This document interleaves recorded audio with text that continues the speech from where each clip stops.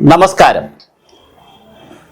മലയാളി കേരളീയർ അവസരത്തിലും അനവസരത്തിലും വിവാദങ്ങൾ ഉണ്ടാക്കാൻ മിടുക്കരാണ്. നമ്മുടെ ചാനലുകൾ അത് ചെയ്യുന്നത് അവരുടെ റേറ്റ് കൂട്ടാൻ വേണ്ടിയിട്ടാണ്. അവരെ കുറ്റം പറയണ്ട. അവർക്ക് എപ്പോഴും ഒരു പട്ടി ഒരു മനുഷ്യനെ കടിച്ചു, അത് വലിയ വാർത്തയല്ല. പട്ടി കടിക്കാറുണ്ട്. പിന്നെ പട്ടികൾ ഒരുപാട് കടിച്ചു വന്നപ്പോഴാണ് വാർത്തകളൊക്കെ കൂടി വന്നത്. അല്ല, സാധാരണ ഒരു പട്ടി കടിച്ചാൽ വാർത്തയല്ല. ഒരു പാമ്പ് ഒരാളെ കടിച്ചു, ഒരു നോർമൽ വാർത്തയാണ്, 2 വരി 3 വരി വരും. തിരിച്ച് പാമ്പിനെ കടിച്ചു ഒരാൾ, വലിയ വാർത്തയായിരിക്കും, അയാൾ ഹീറോ ആവും. പട്ടിയെ തിരിച്ച് കടിച്ചു ഒരാൾ, വലിയ വാർത്തയായിരിക്കും. അപ്പം നമുക്ക് വാർത്തകൾ എന്ന് പറയുന്ന പലപ്പോഴും ഈ രൂപത്തിലാണ് പോകുന്നത്. വിവാദങ്ങളുടെ നാടാണ് ഇവിടെ. ഇതെന്നാണ് ഒരു പോസിറ്റീവ് നാടായി മാറുക, ഒരു ഹാപ്പിനെസ്സിൻ്റെ നാടായി മാറുക?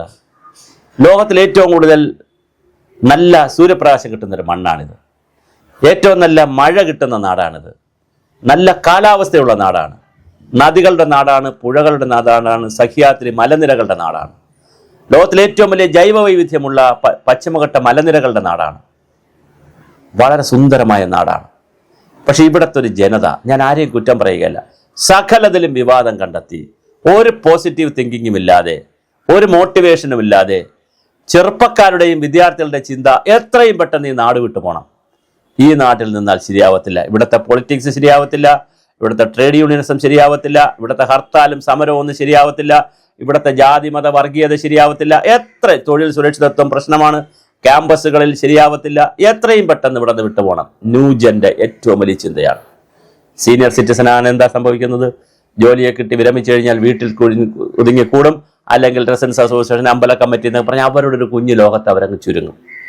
പൊതുസമൂഹത്തിൻ്റെ വളർച്ചയ്ക്ക് വേണ്ടി നമ്മൾ പലപ്പോഴും വർത്തമാനം പറയാറില്ല. ഒരു പോസിറ്റീവ് സമൂഹമേ അല്ല നമ്മൾ. ഇത് മാറണം. ലോകം ഇന്ന് ഹാപ്പിനെസ് തേടുന്ന കാലമാണ്. ലോകം മോട്ടിവേറ്റഡ് ആയിട്ടുള്ള ഒരു ലോകത്താണ് നമ്മൾ താമസിക്കുന്നത്. AI കാലമാണ്. നിങ്ങൾ നോക്കൂ, കേന്ദ്രവുമായി നല്ല ബന്ധത്തിലല്ലേ ഒരു സംസ്ഥാന ഗവൺമെൻറ് പോകേണ്ടത്? കേന്ദ്രമുണ്ടാക്കുന്ന പദ്ധതികളെ ഇവിടെ ഇരുന്നുകൊണ്ട് പൊളിറ്റിക്കലായി തകർക്കാനോ എതിർക്കാനോ നടക്കുന്നത് ഒരു ഭരണത്തിൻ്റെ വ്യവസ്ഥയിൽ നടക്കുന്നതാണോ? ഇന്ത്യയിൽ ഒരു സംസ്ഥാനത്തും ഇല്ലാത്ത കാര്യമാണ്. നമ്മൾ ആവശ്യമായ PM ശ്രീ നമ്മൾ വലിയ അനാവശ്യമുണ്ടാക്കി. സംഭവിച്ചെന്താണ്? ഒരുപാട് ആളുകൾക്ക് കൊടുക്കാൻ ഇപ്പോൾ ശമ്പളം കൊടുക്കാൻ പൈസ ഇല്ല. PM ശ്രീ പദ്ധതി പട്ടിണിയിലാണ്. അതിൽ SSKയിലുള്ള സമഗ്ര ശിക്ഷാ അഭിയാനിലുള്ളവർ പട്ടിണിയിലാണ്. സ്പെഷ്യൽ എഡ്യൂക്കേറ്റർമാർക്ക് കൊടുക്കാൻ പണമില്ല. നല്ല വാങ്ങാൻ പറ്റുന്നുണ്ടോ? അപ്പോൾ കേന്ദ്ര സംസ്ഥാന ബന്ധമൊക്കെ വളരെ മനോഹരമായി കൊണ്ടുപോകണം. അതുപോലെ തന്നെ ഇനി രത്തൻ കേൽക്കറിൻ്റെ കാര്യം ഇന്നലെ നമ്മളൊരു വീഡിയോ ചെയ്തതാണ്. ഈ രത്തൻ കേൽക്കറിനെ ആരാണ് ഇലക്ഷൻ കമ്മീഷനായിട്ട് വച്ചത്? പിണറായി വിജയനാണ്, നരേന്ദ്രമോദി അല്ല. ഇലക്ഷൻ കമ്മീഷനായിട്ട് വയ്ക്കുന്നതിൻ്റെ കണക്കെങ്ങനെയെന്ന് വെച്ചാൽ 3 സീനിയർ IASകാരുടെ പേര് ഇലക്ഷൻ കമ്മീഷൻ ചോദിക്കും. കേന്ദ്ര ഗവൺമെൻറ്റും അല്ല ചോദിക്കുന്നത്. ഇലക്ഷൻ കമ്മീഷൻ 3 പ്രധാനപ്പെട്ട ഉദ്യോഗസ്ഥ IASകാരുടെ പേര് ചോദിക്കും. അതിൽ 3 പേരെ പേര് കൊടുക്കും ഇവിടെ നിന്ന് സ്റ്റേറ്റിൽ നിന്ന്. അതിൽ നിന്നൊരു പേര് ആര് സെലക്ട് ചെയ്യും? ഇലക്ഷൻ കമ്മീഷൻ സെലക്ട് ചെയ്യും. അങ്ങനെ സെലക്ട് ചെയ്യുമ്പോഴും ഒരു കാര്യമുണ്ട്. രത്തൻ കേൽക്കർ എന്ന് പറയുന്നത് കണ്ണൂരിൽ കളക്ടറായിരുന്ന പിണറായി വിജയൻ്റെ കാലത്ത് ഏറ്റവും നല്ല കളക്ടർ എന്ന അവാർഡ് വാങ്ങിച്ച ആളാണ്. അപ്പോൾ പിണറായി വിജയൻ്റെ ഗുഡ് ബുക്കിലുള്ള ആളല്ലേ? അല്ലെ? പിന്നെ രത്തൻ കേൽക്കർ എങ്ങനെയാണ് കണ്ണൂരിരുന്നിട്ട് കളക്ടറായിട്ട് ഈ അവാർഡ് വാങ്ങിക്കാൻ പറ്റും? അങ്ങനെ കണ്ണൂരിരുന്ന് പിണറായി വിജയൻ്റെ അവാർഡ് വാങ്ങിയ, പിണറായി വിജയൻ തന്നെ കൊടുത്ത ലിസ്റ്റിൽപ്പെട്ട രത്തൻ കേൽക്കർ പെട്ടെന്ന് ഇപ്പോൾ RSS ആയി, അല്ലെങ്കിൽ BJP ആയി. അതെങ്ങനെയാണ് ശരിയാവുക? അപ്പോൾ ഈ ഉഡായിപ്പ് പരിപാടികളൊക്കെ നമ്മൾ കണ്ട് മലയാളി മടുത്തു. അദ്ദേഹം എന്തായാലും മാറി നിന്നില്ല. അദ്ദേഹം മുഖ്യമന്ത്രിയുടെ അല്ലെങ്കിൽ ഗവൺമെൻറ്റിൻ്റെ തീരുമാനം അനുസരിച്ച് അദ്ദേഹം ഇന്നലെ പോയി ജോയിൻ ചെയ്തു. മിടുക്കനായ IASകാരനാണ്, ഡോക്ടറാണ്, വളരെ മിടുക്കനാണ്. ഇരുന്ന സ്ഥലങ്ങളിലെല്ലാം വലിയ അത്ഭുതങ്ങൾ സൃഷ്ടിച്ചിട്ടുള്ള ആളാണ്. ഒരുപാട് കാര്യങ്ങളിൽ വിഷനുള്ള ആളാണ്. നല്ല കോർഡിനേറ്ററാണ്. അങ്ങനെയുള്ള ഒരാളല്ലേ CMൻ്റെ ഓഫീസിൽ ഇരിക്കേണ്ടത്? അങ്ങനെയുള്ള ആളുകളല്ലേ ഈ സംസ്ഥാനത്ത് കോർഡിനേറ്റ് ചെയ്യേണ്ടത്?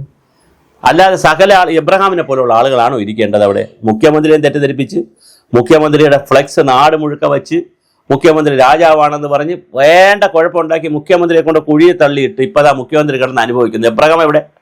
മുഖ്യമന്ത്രി, മുൻ മുഖ്യമന്ത്രി പിണറായി വിജയൻ കിടന്ന് അനുഭവിക്കുന്നു ഈ ഫ്ലെക്സ് വെച്ചതിനും. എവിടെ KM എബ്രഹാം? ഇപ്പം എവിടെ? അപ്പം അങ്ങനെയുള്ള IASകാരാണോ വേണ്ടത്? ശിവശങ്കർ പിണറായി വിജയനെ മുക്കിക്കൊല്ലുന്നതിന് വേണ്ടിയിട്ട് സ്വപ്ന പരിപാടിയൊക്കെ നടത്തി എന്തെല്ലാം കോപ്രായം കാണിച്ചതാണ് ശിവശങ്കർ. അപ്പം അങ്ങനെയുള്ള ട്രാക്ക് റെക്കോർഡ് ഉള്ളവരെയാണോ സി എമ്മിൻ്റെ ഓഫീസിൽ വെക്കേണ്ടത്? അപ്പം സി എമ്മിൻ്റെ ഓഫീസിൽ വെച്ചതായാലും ഇന്നിപ്പം വി ഡി സതീശൻ മുഖ്യമന്ത്രി കേന്ദ്രത്തിൽ പോയിരിക്കുകയാണ്. പ്രധാനമന്ത്രി കഴിഞ്ഞ ദിവസം പോയപ്പോൾ ഡേറ്റ് കിട്ടിയില്ല, പക്ഷേ ഇന്ന് ഡേറ്റ് കിട്ടിയിട്ടുണ്ട്, ഡൽഹിക്ക് പോവുകയാണ്. ഇത് ചർച്ചയാണ്. അപ്പോൾ PM ശ്രീ ചർച്ചയാവും, അവിടെ ആയുഷ്മാൻ ഭാരത് ചർച്ചയാവും, കേരളത്തിലെ പദ്ധതികൾ ചർച്ചയാവും, ഈ ബസ് ചർച്ചയാവും. 900 ഈ ബസ്സാണ് കേരളത്തിന് നഷ്ടമാക്കിയത് പൊളിറ്റിക്സ് കളിച്ചിട്ട്. അപ്പം നമ്മൾ ഓരോ പദ്ധതികളെയും പൊളിറ്റിക്സ് കളിച്ച്, ഗവൺമെൻറ്റിൻ്റെ ജോലി പൊളിറ്റിക്സ് കളിയല്ല. ഗവൺമെൻറ്റിൻ്റെ ജോലി കേന്ദ്ര സർക്കാരിൻ്റെയും വിവിധ ഫണ്ടിങ് ഏജൻസികളുടെയും കൂടെ നിന്ന് പരമാവധി സഹായം ജനങ്ങൾക്ക് വാങ്ങിച്ചു കൊടുക്കലാണ്. പൊളിറ്റിക്കൽ പാർട്ടി സമരം ചെയ്യട്ടെ, കേന്ദ്രത്തിൻ്റെ നയത്തിനെതിരെ പൊളിറ്റിക്കൽ പാർട്ടി സമരം ചെയ്യട്ടെ, പക്ഷെ സമരം ചെയ്യേണ്ടത് ഗവൺമെൻറ് അല്ല. അങ്ങനെ ഗവൺമെൻറ് സമരം ചെയ്താൽ പദ്ധതികളാണ് ഇല്ലാതാവുന്നത്, ജനങ്ങൾക്ക് കിട്ടേണ്ട ആനുകൂല്യങ്ങളാണ് ഇല്ലാതാകുന്നത്. അതൊരു കാരണവശാലും ശരിയല്ല. അപ്പോൾ വി ഡി സതീശൻ മുഖ്യമന്ത്രിയുടെ ഈ സ്റ്റാൻഡ് കറക്റ്റാണ്. അദ്ദേഹം ഇപ്പം തുറമുഖ നഗരം ആക്കണം എന്നുള്ള ഒരു കൺസെപ്റ്റ് ഇന്നലെ അദ്ദേഹം പറഞ്ഞു. കേരളത്തിൻ്റെ പരിമിതമായ വിഭവം വെച്ചുകൊണ്ട് അതൊരു തുറമുഖ നഗരമാക്കാൻ പറ്റുമോ? കേരളത്തെ ഒരുപാട് കാര്യങ്ങൾ ചെയ്യേണ്ടി വരും. കേന്ദ്രത്തിൻ്റെ ഒരുപാട് സ്കീമുകൾ കൊണ്ടുവരേണ്ടി വരും. ദേശീയപാത കംപ്ലീറ്റ് പൂർത്തീകരിക്കണം. കേന്ദ്ര ഗവൺമെൻറ്റിന് ശക്തമായ പിന്തുണ ഉണ്ടെങ്കിലല്ലേ പൂർത്തീകരിക്കാൻ കഴിയുള്ളൂ. അപ്പോൾ അതുകൊണ്ട് കേന്ദ്ര ഗവൺമെൻറ്റാണ്, സംസ്ഥാന ഗവൺമെൻറ്റാണെന്ന് പറഞ്ഞ് സമയം കളയാതെ പരമാവധി പദ്ധതികൾ കേരളത്തിന് വാങ്ങിച്ചുകൊണ്ട് വരണം. അതിന് രത്തൻ കേൽക്കറെ പോലെയുള്ള മിടുക്കരായ ഉദ്യോഗസ്ഥരാണ് വേണ്ടത്. അതുപോലെ അങ്ങനെയുള്ള ആളുകളെ വച്ചുകൊണ്ട് അവരെവിടെ ഇരിക്കുന്നു എന്ന് നോക്കാതെ, അവർ ഏത് പാർട്ടിയിലിരുന്നു എന്ന് നോക്കാതെ, അല്ലെങ്കിൽ എന്താണ് നേരത്തെയുള്ള പൊസിഷൻ എന്നൊക്കെ നോക്കാതെ അവരെ കൊണ്ടുവന്ന് വളരെ കൃത്യമായി കീ പൊസിഷനുകളിൽ ഇരുത്തേണ്ടത് ഒരു ഭരണാധികാരിയുടെ ചുമതലയാണ്. അത് കൃത്യമായി വി ഡി സതീശൻ മുഖ്യമന്ത്രി നിർവഹിക്കുന്നുണ്ട്. അതുകൊണ്ട് തന്നെ നമുക്ക് അതിനെ ഒരു കാരണവശാലും മറ്റൊരു തരത്തിൽ ചർച്ച കൊണ്ടുപോകരുത്. നമ്മളൊരു പോസിറ്റീവ് സമൂഹമായി, വളരെ പോസിറ്റീവായിട്ടുള്ളൊരു സമൂഹമായി നമ്മൾ മാറേണ്ടതുണ്ട്.